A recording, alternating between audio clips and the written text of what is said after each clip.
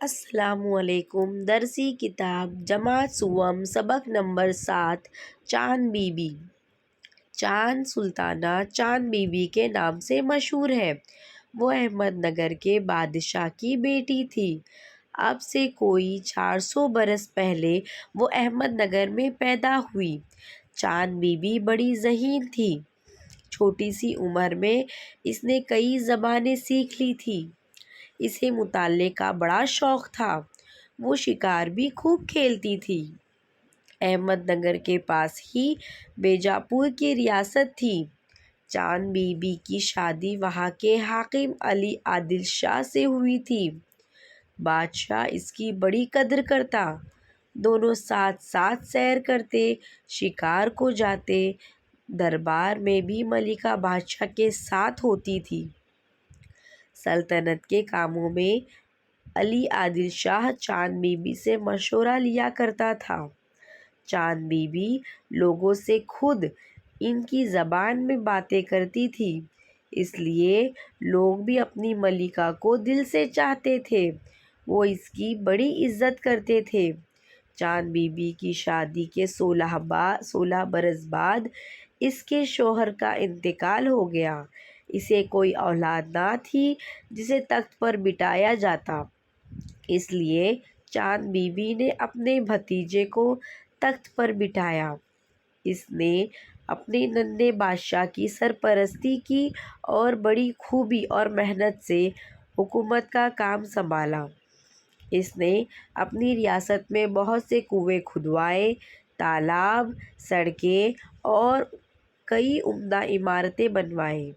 اس طرح اس نے اپنی ریاست کی ترقی اور بھلائی کے بہت سے کام کیے۔ دلی کا شہنشاہ اکبر ساری ملک کو اپنی سلطنت میں شامل کرنا چاہتا تھا۔ اس نے اپنے ایک بیٹے کو فوج دے کر احمد نگر پر حملہ کرنے کے لیے روانہ کیا۔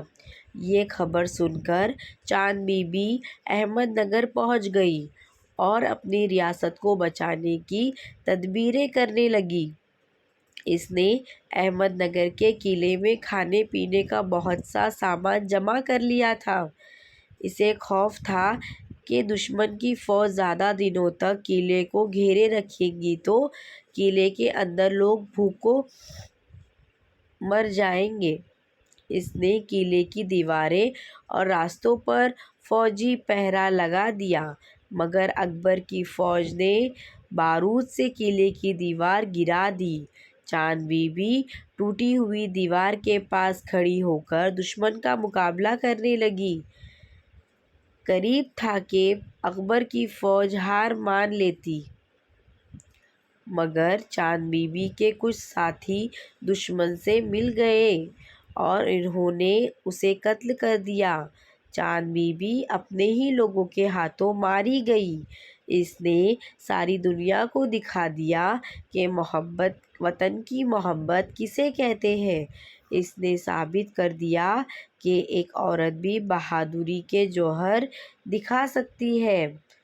الفاظ معنی: ذہین، عقل مند، مطالعہ کرنا، پڑھنا، سرپرستی کرنا، دیکھ بھال کرنا، عمدہ، اچھا، تدبیر، کوشش، منصوبہ، جوہر، خوبی اور اصلاح۔